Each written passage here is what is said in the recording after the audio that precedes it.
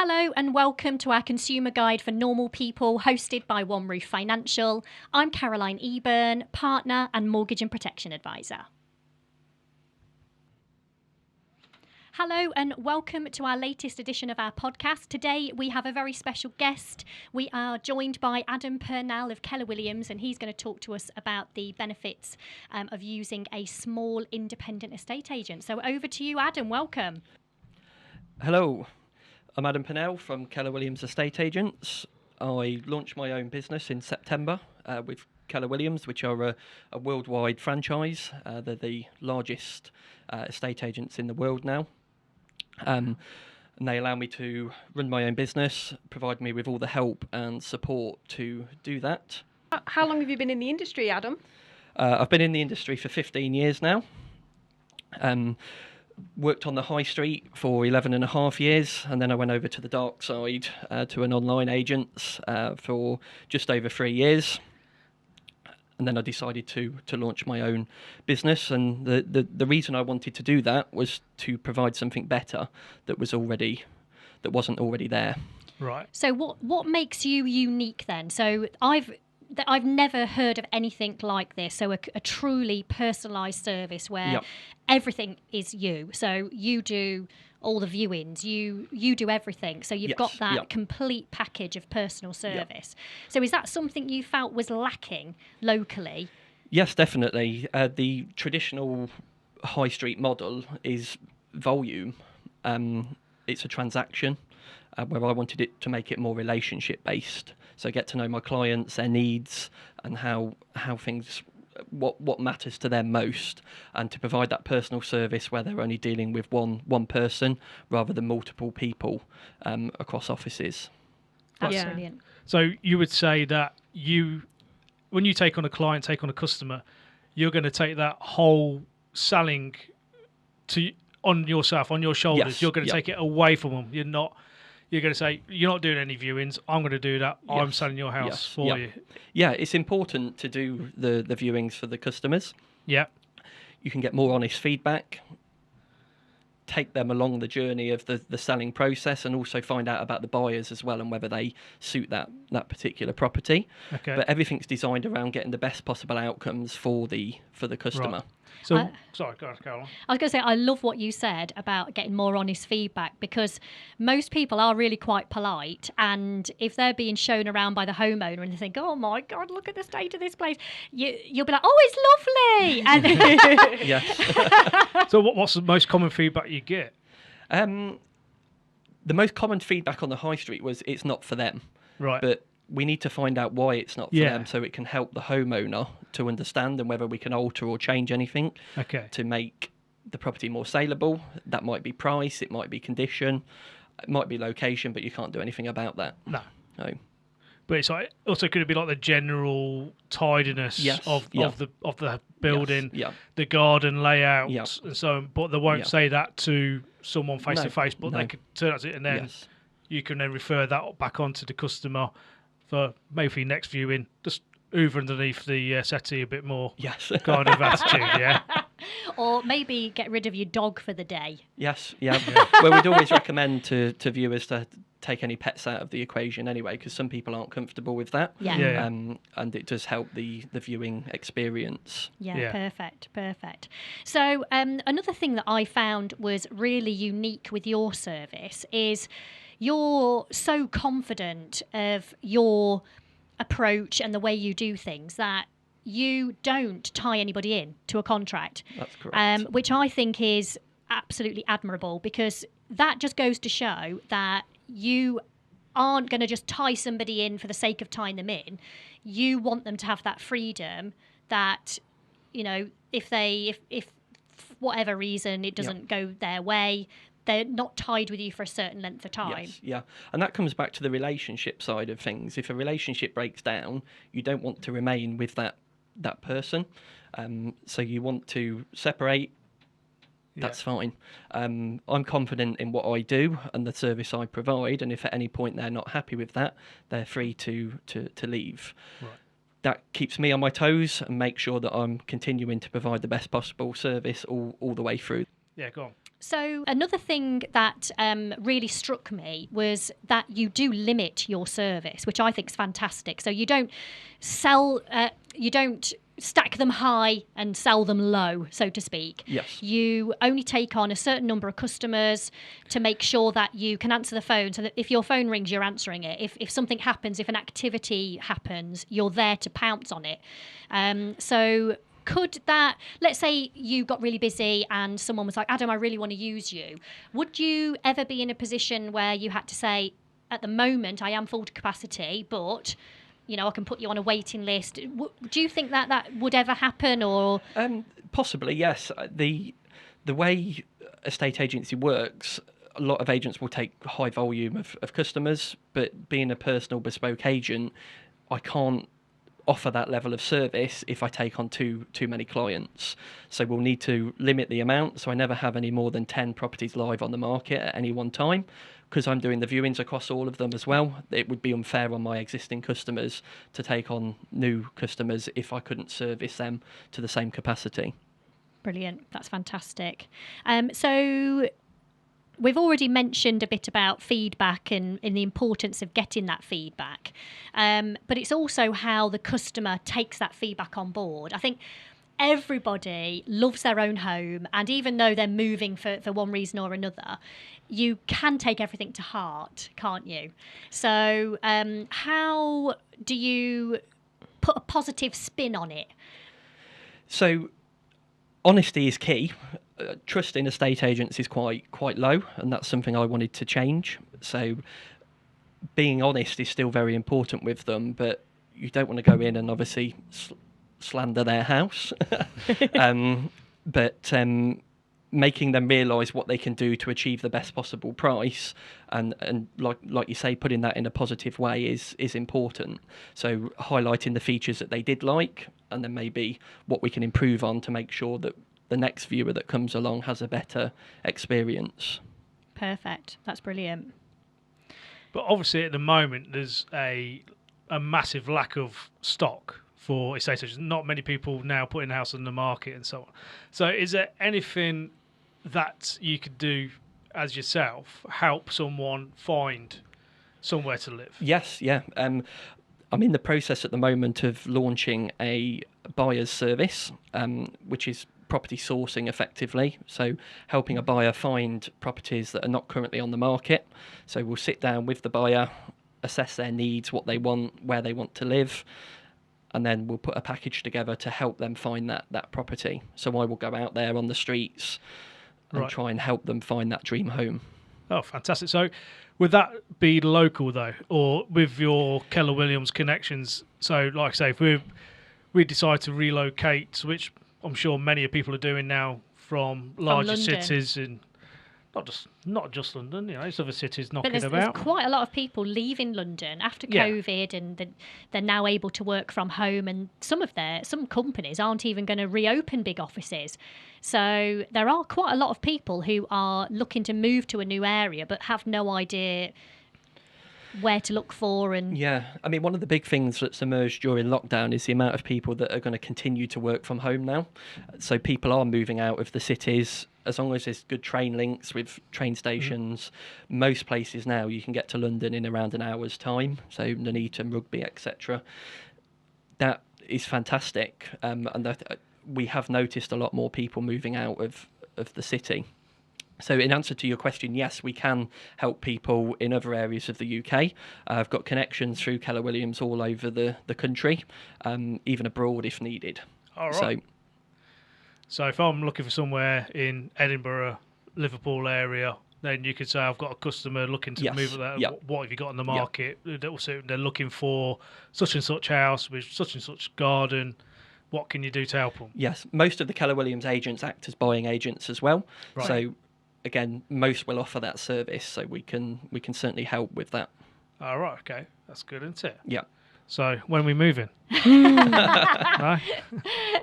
I mean, Simon is quite an addict of the old right move, and I think that's pretty much the first thing he does every single day, has a look to see what's gone on the market. Any other internet sites there are. Yeah, and what we've noticed is there seems to be some houses now coming on which doesn't look like they've even used an estate agent. Like the photos are terrible, description's terrible, and no floor plan. No floor plans. That's the worst. No floor plan. Yeah. So I mean, I personally don't even. Well, I wouldn't go and view a house if the photos weren't great, because I think, oh, what are they hiding? I'm not going to go and view something because the photo, why haven't they put a photo of the bathroom, or why isn't there a photo of the second bedroom?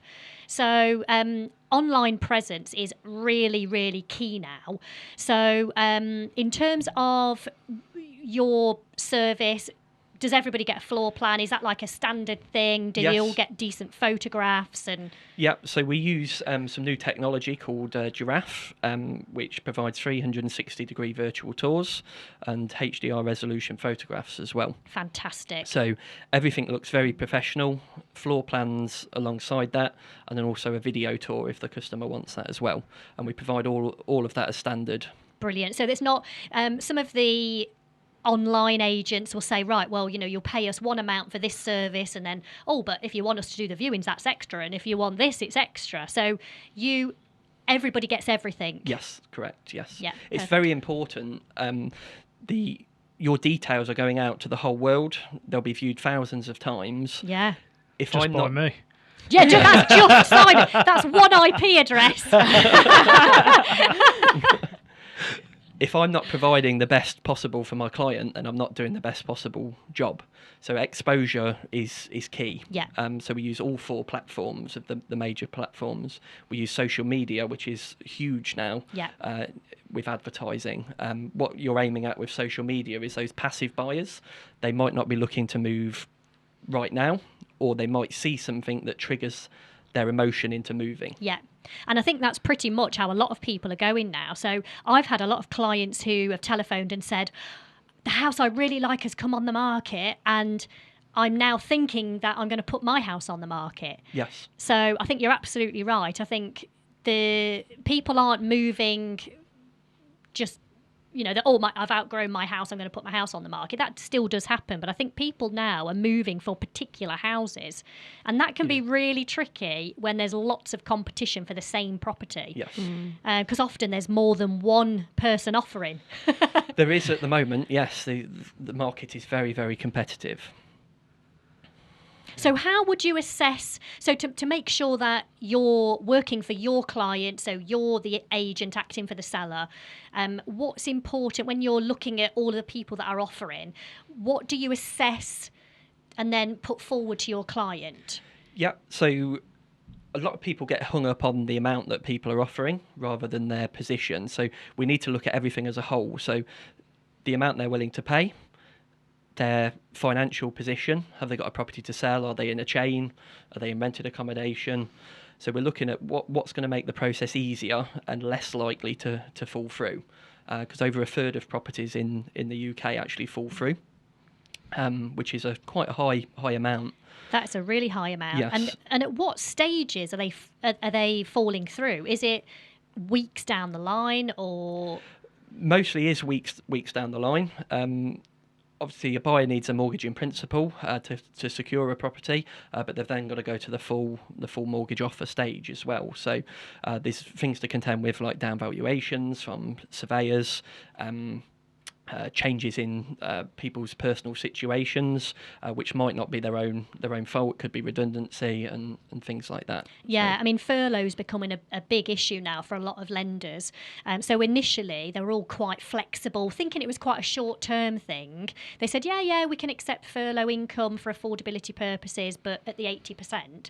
Now, hardly any of them are taking it at all, and if they are taking it, you have to have a date to go back. So a letter from the employer which says you will return on this date. So I think a lot of criteria has changed, and maybe people aren't keeping abreast with that change. So they might have spoke to their broker 6 months ago and everything was fine. They've seen a house they like and are all of a sudden are on their journey through the process, and criteria has changed. Yes.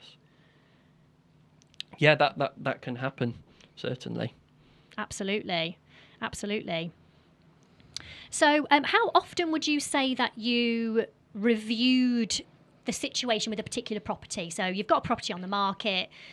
As part of your personal service, how often do you touch base with your client? So being a personal agent, I'm normally in touch with the client several times a week anyway.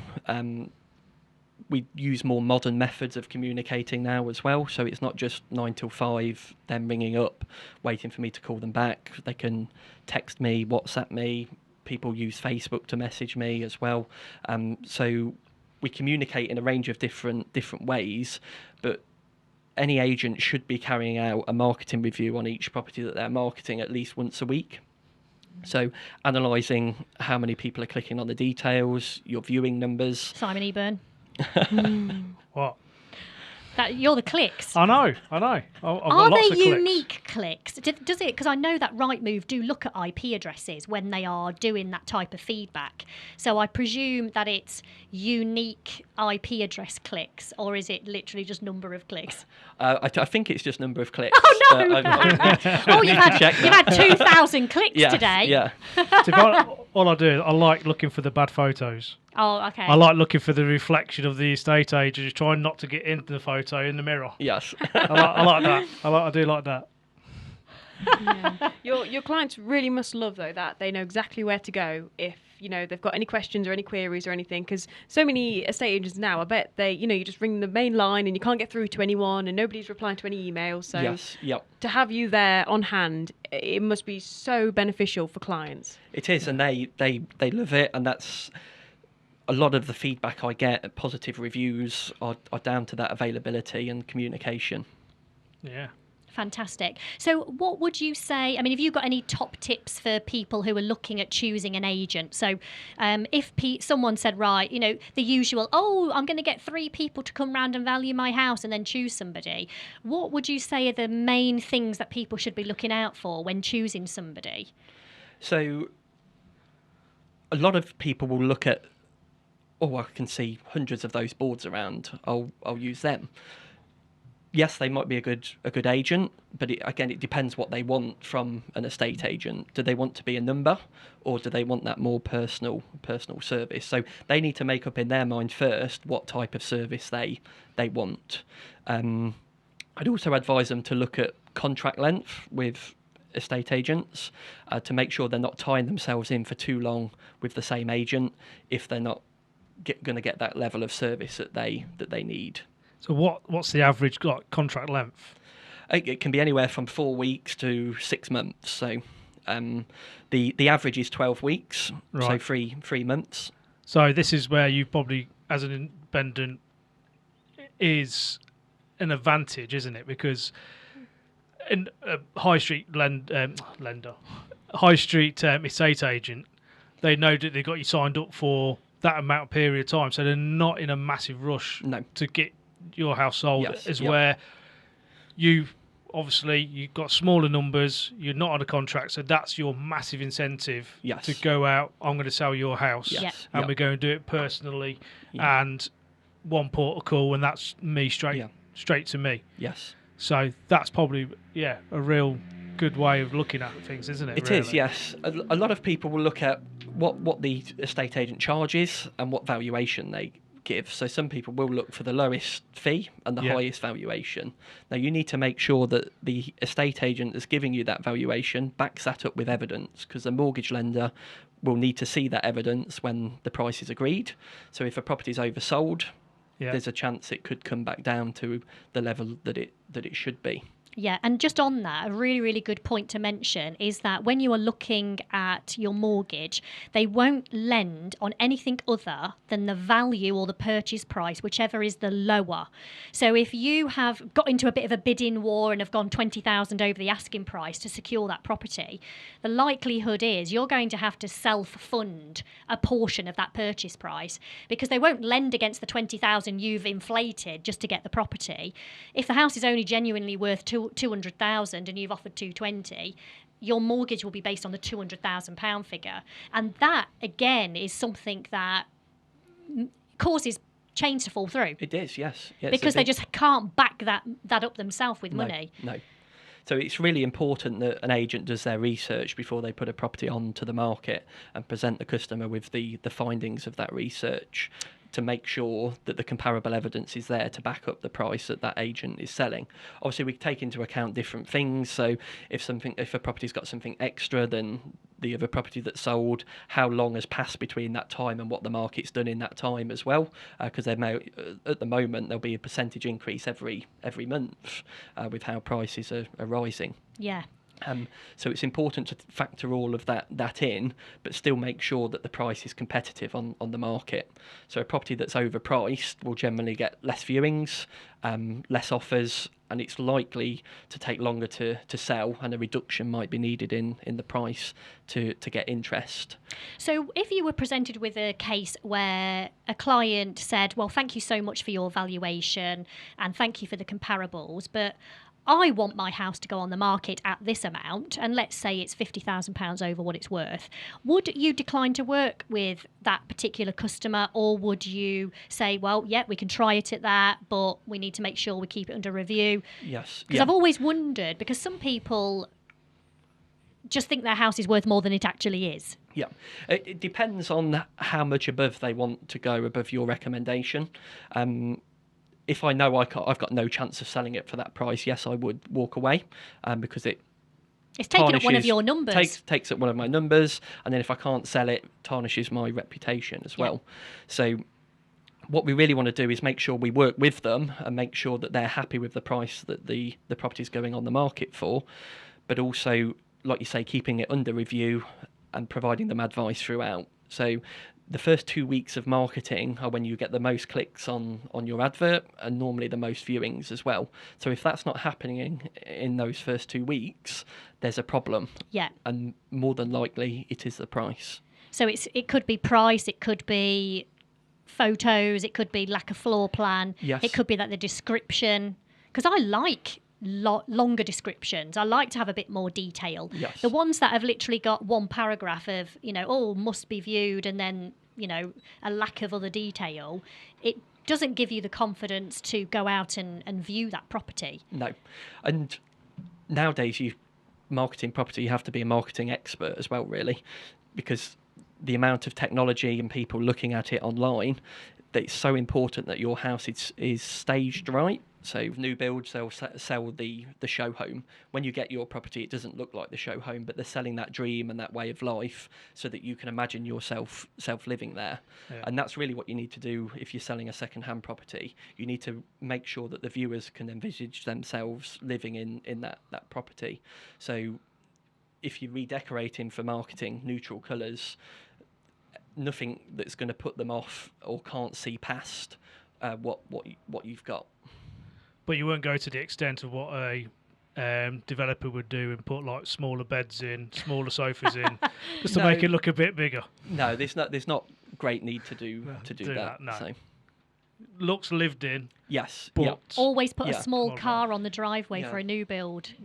I think driveways are, when you used to have a wagon wheel and it used to feel massive in your hand. New builds are like that, aren't they? At the minute, the driveways are so small. They put a little tiny car on there, and you think, oh, that driveway is big. It's like garages have got smaller as well, so you can get your car in, but you can't get out your car. You have to climb out the sunroof. Yes. I thought you were going to say, oh, do you remember when you used to put the wagon wheels on your drive and they'd fit? And I was like, what? And then I bet Lucy doesn't even remember a wagon wheel.